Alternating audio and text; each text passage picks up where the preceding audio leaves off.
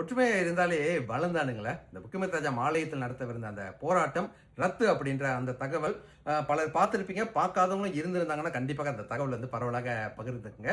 So இந்த 7ஆம் தேதி மார்ச் அந்த திட்டமிட்ட அந்த போராட்டம் வந்து சுமூகமான முறையில் ரத்து செய்யப்பட்டுருச்சு அப்படின்ற அந்த தகவல் தான் வந்து படிச்சிருந்தோம். ஆனாலும் பலர் வந்து திட்டமிட்டபடி ஆலயத்துக்கு கண்டிப்பாக போவோம், நிச்சயமாக வந்து அங்கே இருக்கிற பிரார்த்தனையில் கலந்துக்கணும் அப்படின்னு திட்டமிட்டவங்களும் பலர் இருந்திருப்பீங்க. ஸோ நிச்சயமாக இந்த ஒரு வார்த்தை மறுபடியும் சொல்கிறேங்க.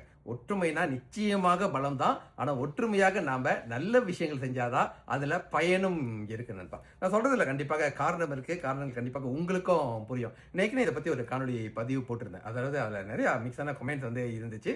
ஆனால் ஒரே ஒரு விஷயம் தான், அம்பு எய்தவர்கள் ஏதோ ஒரு காரணத்துக்காக எங்கோ இருந்து அப்படியே டிசைன் அம்புகள் வந்து எய்ந்துக்கிட்டு இருக்காங்க, இன்னும் எய்வாங்க. ஆனால் அதுக்கு வந்து நம்ம அம்புகளுடன் சண்டைகள் வந்து தேவையில்லாம ஒற்றுமைன்ற பேர்ல வந்து நிச்சயமாக போட வேணாம். அதனால பயன் இல்லை, அதனால விபரீதம் தான் இருக்காது, பலருக்கு தெரியும். அதுக்காக ஒண்ணுமே பண்ணக்கூடாதா டாக்டர் அப்படின்னு கேட்டீங்கன்னா, நிச்சயமாக செய்ய வேண்டிய செயல்களை திறன்பட நிச்சயமாக செய்வோம் அப்படின்ற இந்த குரல்களும் பல தலைவர்கள் மூலியமாக வந்து கண்டிப்பாக நீங்களும் இப்ப கேட்டிருப்பீங்க.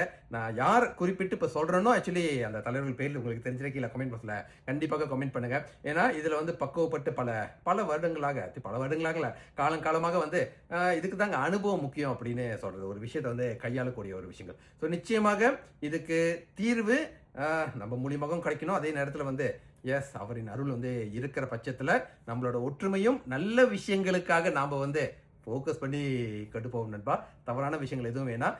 நாளைக்கு ஆலயத்துக்கு வந்து வர்றவங்க கண்டிப்பாக ஒரு விஷயத்தை வந்து மனதில் கொள்ளுங்க, பிரார்த்தனை செய்வோம். எந்த ஒரு அசம்பாவிதத்திலையும் வந்து கண்டிப்பாக ஈடுபட வேணாம். அது வந்து ஒரு மருத்துவமனை. ஸோ நாம்ளே போயிட்டு ஏதாவது ஒரு காரணத்தை அந்த இடத்துல வந்து அவங்களுக்கு ஒரு விஷயமாக வந்து சொல்ல வேணாம் அப்படின்ற ஒரு விஷயம் உங்களுக்கு தொடலை. ஸோ மறுபடியும் உணர்வுகள் ஏதாவது ஒரு விஷயத்துல தூண்டப்பட்டா மறுபடியும் சொல்றாங்க, ஒட்டுமொத்தமாக ஒரு இனமோ ஒரு சமூகமோ அந்த ஒரு விஷயத்தை வந்து நம்மளை நோக்கி வந்து எய்க்கலைங்க. ஒரு சிலர் ஏதோ ஒரு காரணத்துக்காக எங்கேயோ இருந்து எஞ்சிக்கிட்டே இருக்காங்க.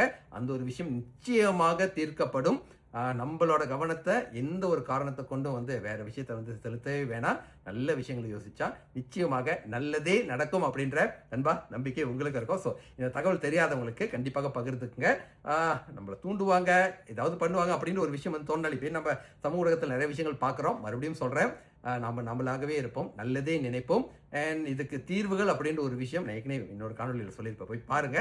அந்த தீர்வை நோக்கி நிச்சயமாக ஒற்றுமையாக போனால் மாற்றங்கள் கண்டிப்பாக சத்தியமாக ஏற்படும் நண்பா. வெற்றி வணக்கம், டாக்டர் புனிதன்.